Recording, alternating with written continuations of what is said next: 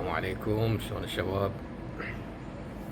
شوفوا البارحة من انت تمشي هسه كلكم مو بس انا يعني من تمشي بالطريق وتشوف هاي الناس الفقراء اللي بهذا الحر تبيع مي وتبيع كلينكس وناس خطية تسعى على رزقها يعني. سايق كي ينتظر عبرية مدري ايش ينتظر، كل هذا مبالغ تافهة بألف دينار بربع دينار وما اعرف ايش. وهذا الجحيم بهذا الحر، بالمقابل أموال هؤلاء بيد مجموعة أسافل، بيد مجموعة منحطين بلا أخلاق، بلا تربية، بلا أي مستوى من يعني ما أعرف شلون أوصفهم. يعني كمية الانحطاط اللي عند ذولا والقذارة اللي عندهم هذول، اللي قاعد تشوف هاي المليارات اللي ترفع بالرافعات، أو أنه إفراغ هاي الأموال. وبنوبة كل ساعة ينزل خبر مزرعة بالعمارة، مزرعة مدري وين، منطقة الميمونة هاي وين يجي بالعمارة. هم تعال روح جيب يعني هاي شنو ذولي. تنزل لهم صور سابقة وفيديوهات سابقة، شلون رايح يزور مرقد الإمام، لو يصلي، لو يصرف، لو مسوي له موكب، لو مسوي له. منو قال لكم الأئمة هالشكل؟ يعني انتم الدين منو قال لكم هالشكل؟ منو يعني انه ها هي بس طبقت عليه حسين وراح تمشي وما ادري ايش، هذا كافي؟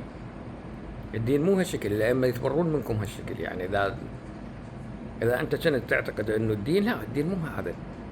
اما اذا قشمرك كثير من الناس وقال لك انه هاي اموال ما اعرف ايش مجهوله، او هذه مؤلمه يا شباب. هاي المناظر مؤلمه والله العظيم. يعني من اللي قال لهؤلاء السفله انه هاي حركاتهم حلال؟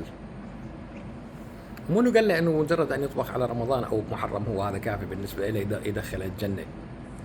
الجنه لهذول للفقراء، هذول خطيه اللي كاتلهم الضيم دا تبيع هي وابنها مي بالجزيره الوسطيه بجحيم. زين، وانا يركض وراي طفل يقول لي عمو اشتري هذا البطل فلوه اروح لك، ما عندي. ايش قد مؤلم هذا المنظر. زين، لذلك الناس كانت فرحانه بالقاء القبض على ذولا، بس بنفس الوقت هي بحاله ترقب، خاف يطلق سراحهم مثل كل مره. فشباب، ما يحصل في العراق جريمه انسانيه، مو جريمه، مو مجرد سرقه اموال. هذا قتل لاجيال، هذا قتل لارواح الناس، سرقه ارواحهم. انت هذا من عايف بنص الجحيم هذا يبيع مي، انت قتلته، هذا سرقت روحه، قتلت مستقبل هذا الطفل اللي المفروض يدخل المدرسة على الأقل بهاي الفترة يتعلم شيء، يشوف حياته. هذا ما يعني كلمة، ماكو كلمة توصف بها هذا الوضع بالعراق. ولهذا يا شباب احنا كليتنا نتأمل خير أن تكون، بل عل وعسى أنه هاي العمليات تكون ذات نتيجة، ولا تتدخل القوى الخفية والمدري ايش والعميقة والمدري هي يسموها، وتطلع هذول القذرين أولاد الشوارع ذوله،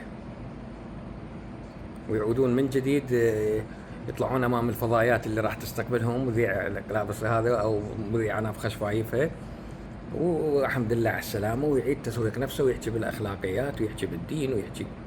انتوا شنو علاقتكم بالدين وشنو علاقتكم بالأخلاق وشنو علاقتكم بكل ما يمت للأخلاق بصلة؟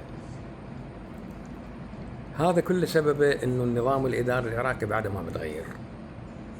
انت حتى تجفف هذا المستنقع القذر ويختفي هذا البعوض المزعج، يجب أن نغير نظامك الإداري. يعني مو معنى تلقى عند وكيل وزير مليارات وتعتقله والسجن وتعين وكيل وزير غيره، هم من كتلة سياسية هم راح تريد فلوس، رجعنا نفس الخريطة. ما ممكن، الخلل مو هالشكل. يجب أن تجفف المستنقع، يجب هذه المناصب أن تختفي من الوجود، لأن هي مناصب وهمية ما بيها شغل. مجرد شخص يشخبط يوقع بريد بس يهمش ويكتب هاي شنو هذا، أي واحد يسويها. الله وكيلكم خريج ثالث متوسط يسويها، ما بيجي. يعني بس كلمة موافق، إجراء اللازم. هذا النظام الإداري غادر العالم. احنا في ظل دولة إلكترونية، في ظل ذكاء اصطناعي يقدر يدير لك البلد كله. مستقبلا ما راح تشوف رئيس، ما راح تشوف وزراء، ذكاء اصطناعي هو اللي راح يقود. انت وين عن هذا كله؟ بعدك لحد الآن ختام وشخابيط وكتابنا وكتابكم وما أعرف إيش. الفساد يتخفى ورا هاي المسميات اللي هي وكيل وزير، مدير عام، مدير هيئة، رئيس مدري شنو، وحاط له جيش مال حمايات. هو كل وظيفته انه يشخبط. إذا ما يختفي هذا النظام الإداري يا شباب راح تبقى العملية كما هي. يعني مثل انه انت تلزم هذول موزعين المخدرات ما ادري شنو الصغار، لكن الروس الكبيره ما حد يلزمها. فاذا تريد تهاجم هاجم الراس الكبير، راس الافعى هو من يجب ان يهاجم. فاحنا امام طريقين اذا كانت عندنا صدق نيه لانهاء هذا الفساد: القبض على الروس الكبيره وتغيير النظام الاداري العراقي والغاء الدرجات الخاصه. مدير عام درجه وهميه ما عنده شغل بس يشخبط، ويروح يزور دوائر يقعد له 10 دقائق يطقطق له كم صوره: اليوم كنا في دائره واطلعنا على شيء. كله كذب، والله كله كذب. زين، ذولا اشخاص بلا فائده جابتهم المحاصصه وجابتهم السرقات، وراح يستمر مسلسل السرقات. وتعال مرت الله طارد ورا مجموعه مجرمين اخرين ولصوص اخرين. بابا مال سايب هذا. اكو رخاوه جدا هائله في عمليه صرف المال في العراق. مو شو اسمه، عمليه صرف المال تخضع لشخبوطه من شخص. يعني تطلب انت تخصيص مالي، كتب موافقه، خلص هو لك جواها الماليه لاجراء اللازم انصرفت الفلوس. على اي اساس خاله؟ منين جبتها هاي؟ من هو هذا التافه على مود يكتب موافق؟ هذه نظام اداري بالكامل يجب ان يتغير، ولا راح تستمر عمليه الفساد، تستمر عمليه السرقه، تستمر عمليه انتاج الفاسدين وانتاج الارهابيين، يستمر المال العراقي يوصل لاخر الدنيا ويفسد الكره الارضيه. العالم ترى روحه طالعه. البارحه حتى سفير الاتحاد الاوروبي بالعراق قال احنا ننتظر نتائج هاي العمليه. اوكي، هي عمليه جيده بس انا انتظر نتائج. ما مقتنع لحد الان، وكلنا ما مقتنعين، بس سعداء انه شفنا بيهم يوم دولة. سعادتنا من نشوفهم بالسجن، سعادتنا من تصادر جميع هاي الاموال الشعب العراقي اللي سرقت وتعود الى خزائن البنك المركزي. مو ينسجن سنتين 3 4 5 ويطلع. يعني البارحه هذا ابو الضرايب زوجته سلاح به، هو سلاحب. شنو هاي؟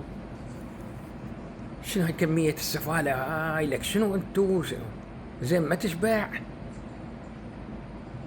عجيب والله العظيم امر هاي يمكن راح ننزل لنا فيديو انه هاي النفس يعني ليش تبقى طماعه؟ ليش تبقى في حاله شهوه مستمره الى يا اخي حتى الحيوانات يقول لك الاسد هذا اذا كان شبعان وتفوت من يمه ما يسوي لك شيء. حتى هذا الحيوان من يشبع هم عنده نبل. في كميه دول ناس بلا يعني شنو السفاله ولكم؟